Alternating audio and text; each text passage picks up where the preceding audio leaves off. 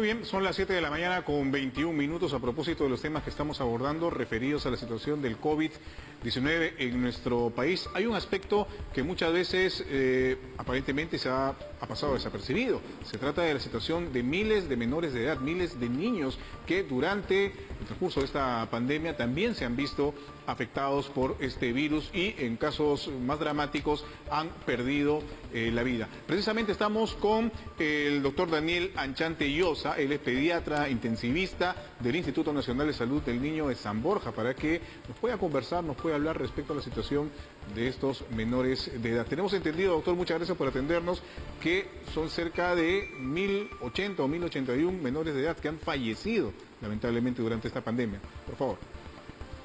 Buenos días, Jorge. Buenos días, Patricia. Muchas gracias por la invitación. Sí, la cifra es correcta, es alrededor de esa cantidad de menores que lamentablemente han fallecido, ¿no? Y con ello, pues, mi solidaridad con todas esas familias que han perdido a estos menores, ¿no? Ha sido algo bastante dramático, es una pandemia aún está en el país, que nos ha golpeado muchísimo, y también pues en esa etapa de la vida, los niños y adolescentes que hemos visto que lamentablemente pues no han podido ganar esta batalla, ¿no? Efectivamente, y si bien la cifra de menores que han perdido la vida por el COVID-19 asciende más o menos a 1.080, ¿cuántos son los que, si es que hay esta data, o si usted la maneja, son los que se han contagiado hasta el momento? ¿Hay alguna información respecto a esto?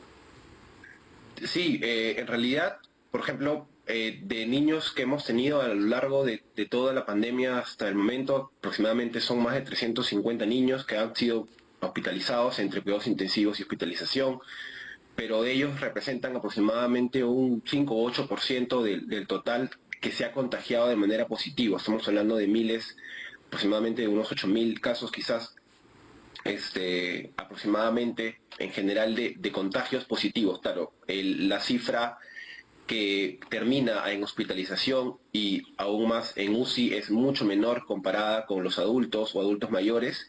Sin embargo, los niños y adolescentes, sobre todo en la segunda ola, es donde más se han visto afectados, ¿no? Y hemos tenido ingresos a cuidados intensivos en estas edades. Claro, si estamos hablando de menores de edad, niños o adolescentes, ¿cuál es el rango de edad en el que mayor incidencia ha habido de, por ejemplo, hospitalizaciones o eventuales llegadas a unidades de cuidados intensivos, doctor? Sí, hay que hacer una diferencia entre los dos momentos. En la primera ola, por ejemplo, teníamos niños de aproximadamente toda la edad pediátrica, ¿no? Desde los infantes hasta los adolescentes, y la gran mayoría de los niños que ingresaban a hospitalización o a UCI eran niños o adolescentes que tenían enfermedades importantes previas, ya venían con alguna enfermedad de fondo. En cambio, en la segunda ola que se presentó en este año, hubo una diferencia, ¿no? Que cambió primero el número de casos y mayor énfasis en la etapa de la adolescencia. Veíamos muchos más casos entre los 8 y los 14, 15 años que entraban incluso a cuidados intensivos, y la otra diferencia era que en esta segunda ola veíamos casos de niños aparentemente sanos que no tenían ninguna enfermedad preexistente y sin embargo desarrollaban formas muy graves del COVID, que llegaban incluso a ventilación por varias semanas. Ahora, estamos hablando de menores entre los 8 y 14, 15 años, digamos, que son niños que pueden salir a la calle, jugar, relacionarse con otras personas, en fin. ¿Esto tiene que ver algo con el relajo en algunas medidas de bioseguridad que se han ido poco a poco disminuyendo a lo largo de esta pandemia? ¿A qué se le puede atribuir esto exactamente, doctor? Sí, en el momento en el cual ocurrió la segunda ola y teníamos el pico de contagios, teníamos dos cosas que eran importantes, ¿no? Uno era la presencia de las variantes. Si uno recuerda al inicio de año, la variante de Manaus, Brasil, que empezaron a llegar a nuestro país, y que nosotros tenemos la hipótesis de que también esto afectó bastante en estas edades. Y también lo que mencionas, ¿no? Hubo de repente, después de casi un año en ese momento de pandemia, sobre todo en la etapa de la adolescencia, donde uno entiende que es necesario el tema social o el tema de poder tener un poco de apertura con otros compañeros de la misma edad, también hubo un poco de relajo en algunas medidas en ese momento, y aumentaron los casos en esas edades. Claro. Ahora, la situación, si bien es cierta, es distinta, ¿no? Ya, por ejemplo, actualmente en el instituto, en este momento no tenemos algún caso positivo de COVID entre estas edades. Estamos en una etapa, digamos, de calma expectante, Claro. a ver cómo viene esta tercera ola y esperando que la vacunación continúe de manera masiva, porque esto también protege a estos niños y adolescentes. Si uno Claro. entiende que, por ejemplo, en un hogar está vacunado papá, mamá, y si hay más familias, el tío o el abuelo, todos los que están vacunados alrededor de este niño lo protegen, porque van a evitar o van a disminuir que este virus Efectivamente. entre a ese hogar. Doctor, y si hablamos de los síntomas que se han presentado en los casos de los menores de edad, ¿cuáles son los más cotidianos? ¿Cuáles han sido los más cotidianos según su observación, su experiencia en toda esta etapa de pandemia? Porque no en todas las personas, por lo menos adultas, en fin, se presentan los mismos síntomas. En el caso de los niños y adolescentes, ¿cuáles son las características de la enfermedad? Sí, en el caso de estas edades, por ejemplo, lo que es bien importante mencionar es que acá, en este grupo de edad, existe el mayor porcentaje de asintomáticos. Es decir, que no presentan ningún tipo de signo y sin embargo son positivos. De estos casos hemos tenido varios nosotros, de ingresos de niños que han ido al hospital, al instituto, por algún otro motivo y que en el transcurso de las pruebas que se hacen de rigor sale el virus positivo, ¿no? Entonces hay un gran porcentaje de asintomáticos. Y cuando ellos presentan síntomas, la gran mayoría y con gran diferencia son los síntomas respiratorios, que en su gran mayoría, como menciono, son síntomas leves, tos, fiebre, malestar general. Ya en los más grandes o adolescentes puede haber cefalea, dolor muscular, baja de apetito, ¿no? Que son los síntomas que son más con mayor frecuencia que vemos. ¿Y se ha presentado algún tipo de secuela luego del proceso, por lo menos en los que han llegado hasta una unidad de cuidados intensivos? ¿O digamos que superan la enfermedad luego de esta etapa sin ninguna consecuencia? Sí, las secuelas están directamente relacionadas con la gravedad de la enfermedad, como mencionas, ¿no? Por ejemplo, hemos tenido pacientes que han ingresado con compromisos pulmonares del 70 o 80% del pulmón. Estos niños, después de haber superado esta etapa en la unidad de cuidados intensivos, sí tienen algún daño que, posterior a ello, con un seguimiento ambulatorio se va a ir superando.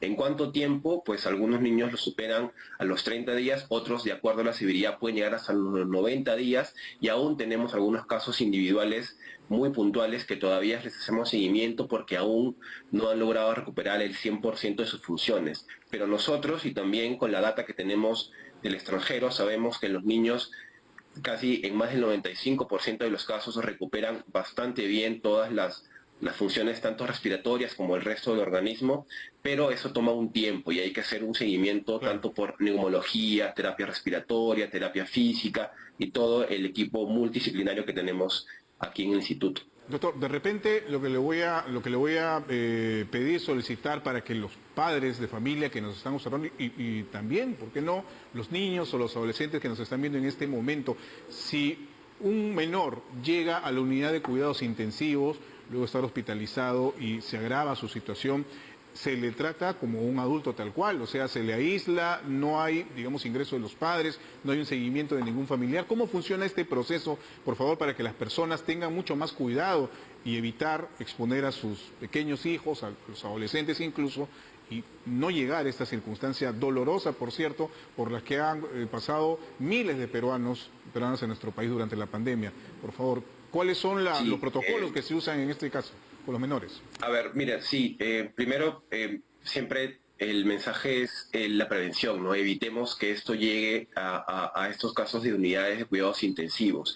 En el caso de los niños o adolescentes, cuando es necesario, por ejemplo, sobre todo por temas respiratorios que requieran una oxigenación o una ventilación más asistida o ya invasiva incluso, sí ingresan a cuidados intensivos. Evidentemente por el tema del riesgo, ellos son aislados en cuartos, algunos individuales, y la familia deja de tener un contacto físico con ellos. El paciente, el menor, ingresa por cuidados intensivos y evidentemente detrás de esa puerta que se cierra, pues hay toda una familia que está Claro. esperando que ese niño o ese adolescente vuelva a pasar la puerta en sentido contrario y que salga de esta unidad. Y nosotros, como equipo, en toda la unidad, y de acá agradezco todo el equipo que está siempre con este manejo integral, es nuestra motivación el poder reinsertar a este niño a sus familias.